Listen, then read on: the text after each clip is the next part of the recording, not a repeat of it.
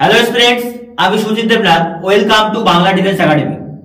Reasoning এ যদি তুমি 17টি বা 18টি কোশ্চেনই ঠিকঠাক করতে পারছো, 2-3টি কোশ্চেন করতে পারছো না, বা রিজনিং মক টেস্ট দেওয়ার পর দেখছো প্রচুর পরিমাণ টাইম টেকিং হচ্ছে, ওভারঅল ফুল মক টেস্ট দিলে আমার সময় ঠিকঠাক মেইনটেইন হচ্ছে না, আমি শেষের দিকে ম্যাথ কোশ্চেন দেখতেই পাচ্ছি না, এই প্রবলেমগুলো যদি তোমার হয়ে থাকে তাহলে আজকের এই ভিডিওটি প্রপারলি তুমি দেখো, পুরোটা বুঝতে পারবে যে তোমার প্রবলেমটা কোথায় হচ্ছে। এখনো দেড় মাসের থেকে 2 মাসের কাছাকাছি টাইম আছে। যদি প্রপারলি সমস্যাটা এখন বুঝতে পারো, ঠিক জিনিসটাকে তুমি ওভারকাম করে নিতে পারবে। আজকে আমি তোমাদের পুরো রিজনিং এর স্ট্র্যাটেজি বলবো, যে রিজনিং আমাদের 40-এ 40 আমরা কিভাবে তুলতে পারি। এবার এখানে কথা আসবে যে 40-এ 40 তো তুলতেই পারি, সবাই রিজনিং পারে, রিজনিং ইজি একটা জিনিস, কিন্তু 40-এ 40 সবাই পাবে।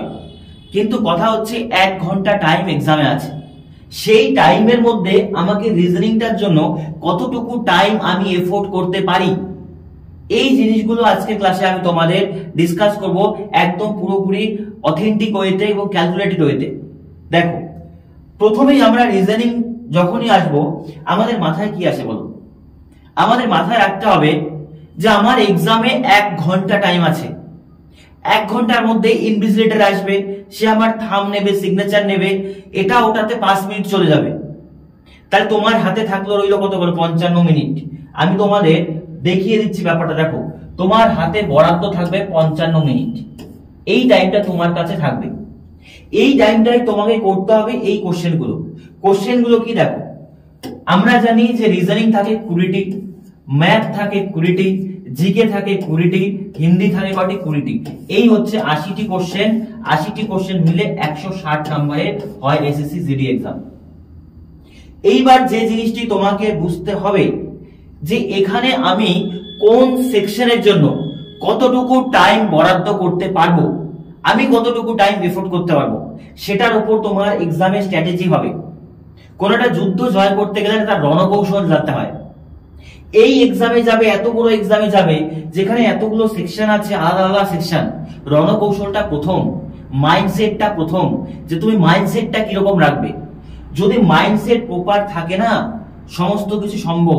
180-তে 130-40 করে আসছে স্টুডেন্টরা, তারা এমনি করে আসছে, এক্সামে বসলো পাস হয়ে গেল না, তাদের প্রপার স্ট্র্যাটেজি ছিল, 6 মাস আগের থেকে স্ট্র্যাটেজি করতো, সেটার উপর প্র্যাকটিস করতে করতে হয়েছে।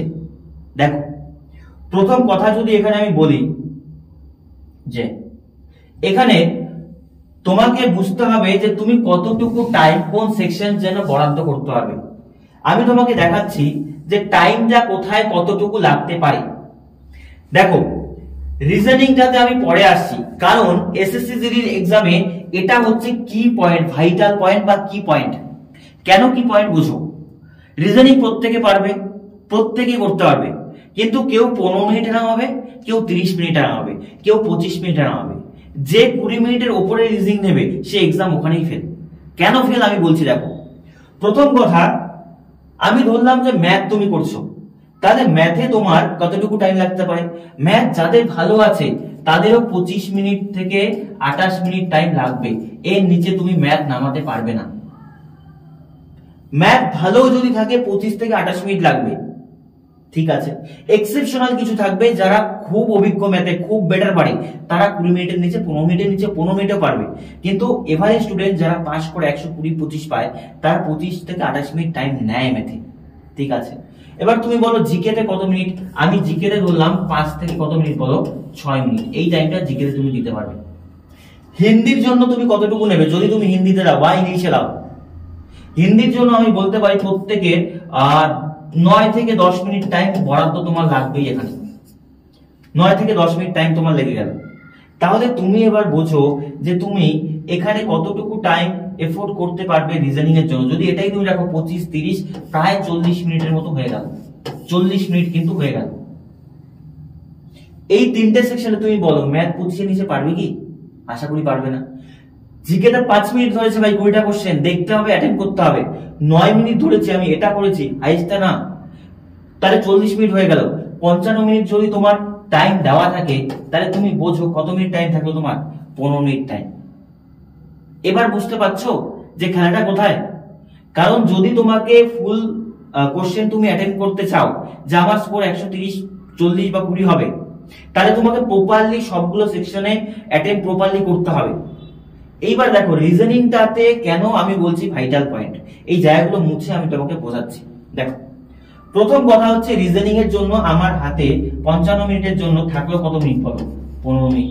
এবার আমি প্রথমে যে তোমাদের বললাম যে 15 মিনিটের মধ্যে রিজনিং নামানো আর 30 মিনিটের মধ্যে রিজনিং নামানোর পার্থক্য কোথায়? দেখো যদি তুমি এখানেই 40 মিনিট প্রপারলি এই তিনটা সেকশন লাগে, তাহলে রিজনিং তুমি 15 থেকে 20 মিনিট হাইলি পাবে, এর বেশি না। এইবার সাপোজ ধরো তুমি এক্সামে গিয়েছো, গিয়ে প্রথমের দিকেই রিজনিং করলে 25 মিনিট ধরে 28 মিনিট ধরে রিজনিং করলে এবং খুব স্যাটিসফাইড হলে যে আমার এক্সাম ঠিকঠাক হয়েছে, রিজনিং অনেকগুলো করেছি, সব করেছি। ভাই তারপরের সেকশনগুলো তো জিকে হিন্দি তো করবে, এটা টাইম তো পেয়ে যাবে। টাইমটা নষ্ট হবে কোথায় গিয়ে বলো? ম্যাথে গিয়ে। এই যে তোমার প্রবলেমটা হলো, ম্যাথে গিয়ে দেখবে অর্ধেক ম্যাথ দেখতে পেলে, অর্ধেক ম্যাথ দেখতেই পেলে না। বোঝা গেল? এইবার তাহলে দেখো রিজনিংটা যে আছে সেটা আমাকে নামাতে হবে কত মিনিটে বলো?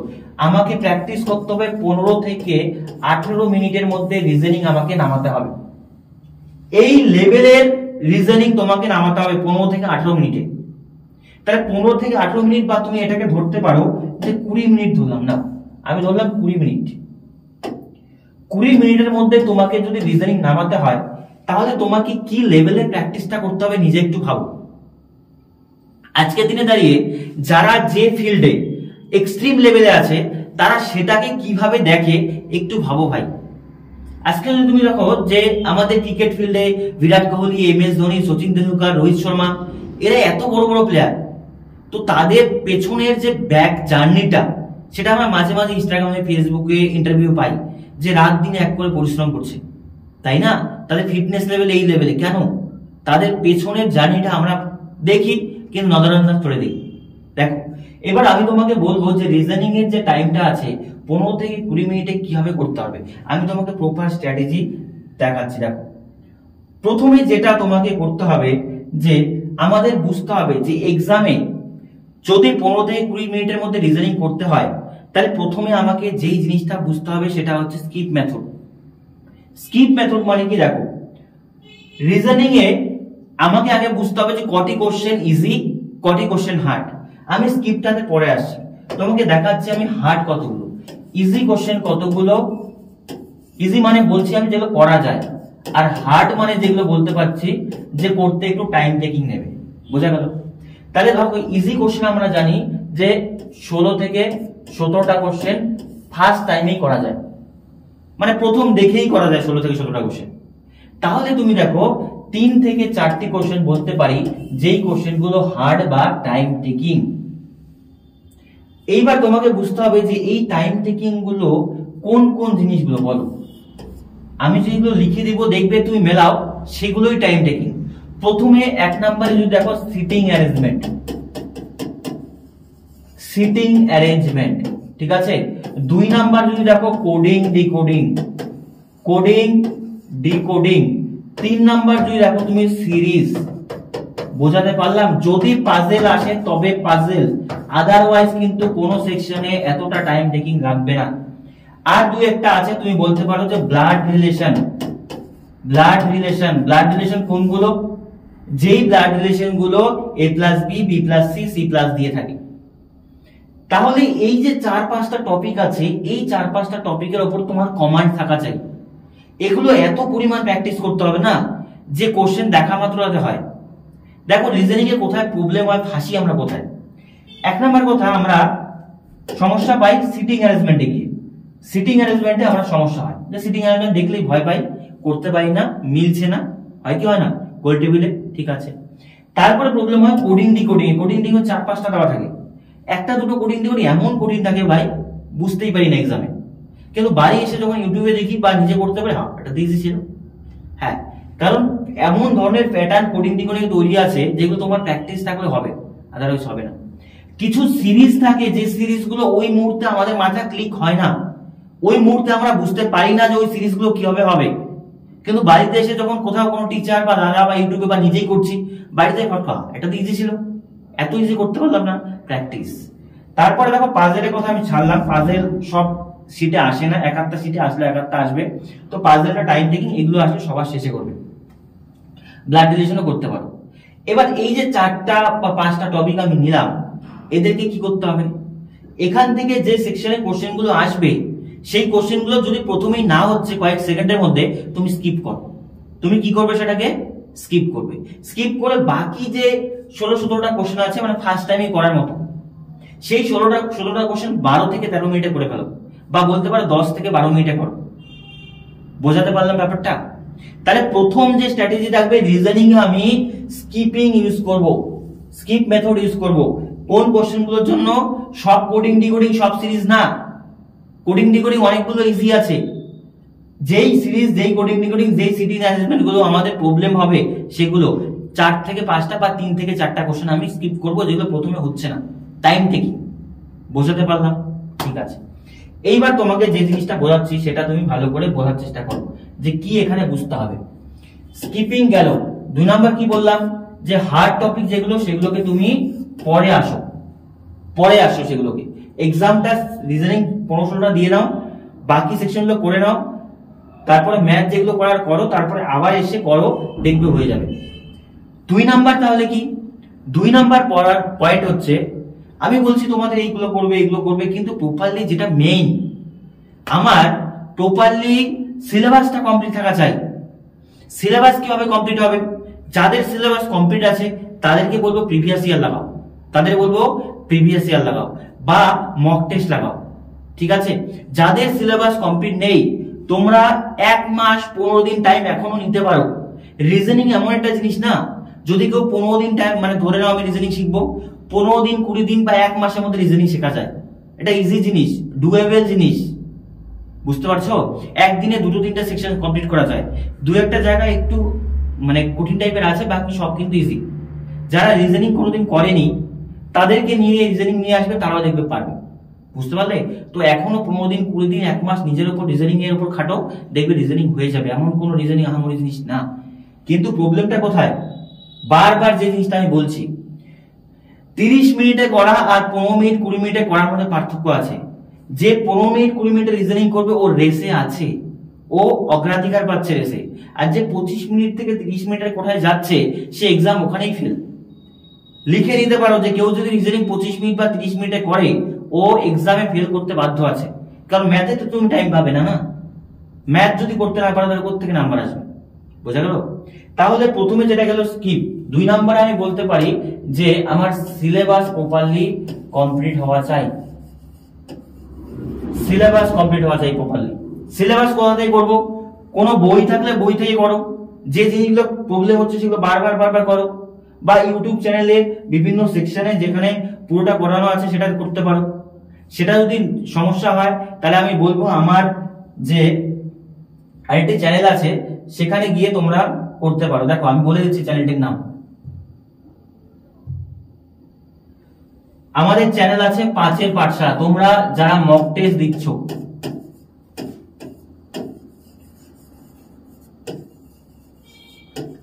পাঠশালা, এটা আমাদের ইউটিউব চ্যানেল, এটা আমাদের ফার্স্ট ইউটিউব চ্যানেল। এই ইউটিউব চ্যানেলে আমি প্রত্যেকটা জিনিস করিয়েছি 5 পাঠশালা থেকে। সার্চ করবে সেম ভাবে 5 পাঠশালা। ঠিক আছে? 5 পাঠশালা সার্চ করলে দেখবে ওখানে রিজনিং প্লেলিস্টে গেলে আমি পুরো রিজনিং করেছি, ক্যালেন্ডার, ক্লক, পাজল সমস্ত কিছু করানো আছে। সেই ক্লাসগুলো দেখতে পারো। এবার যেহেতু 5 পাঠশালার কথা আসলো, তাহলে বলে দিচ্ছি, দেখো আমাদের কিন্তু মক টেস্ট চলছে।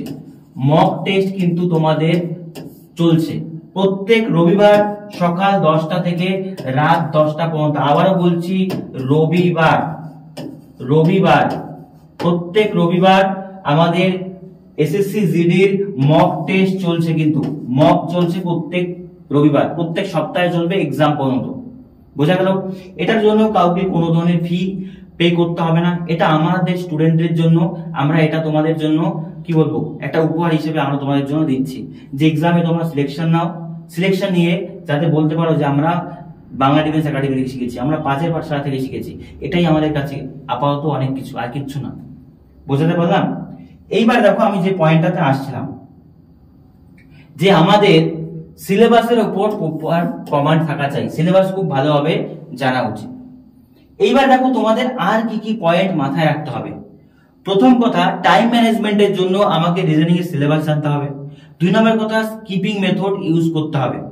ঠিক আছে, এইবার আর কি করতে পারি? এইবার তোমাকে বাড়িতে বসে এত পরিমাণ রিজনিং প্র্যাকটিস করতে হবে যাতে সেই টেলিভিশনটা 15 থেকে 20 মিনিটের মধ্যে হয়। বাড়িতে টাইমার লাগাও, সেকশনাল মক টেস্ট দাও।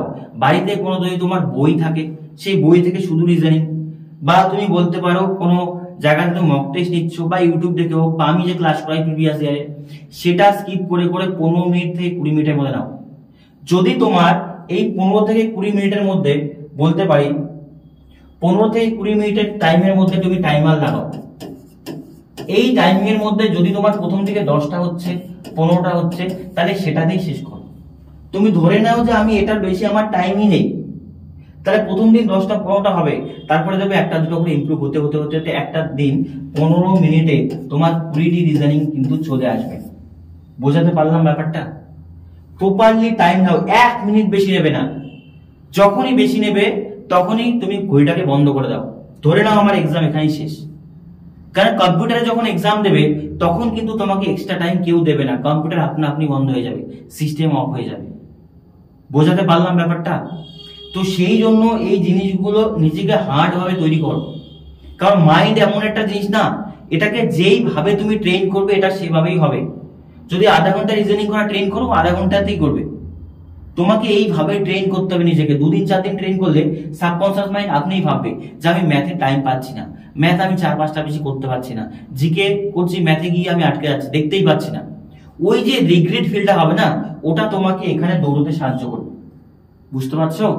ওই ক্রিয়ার প্রতিক্রিয়া এখানে আসবে। এই জন্য এই জিনিসগুলো প্রপারলি তোমার থাকা চাই। এই টাইমটা তুমি মাথায় সেট করে নাও।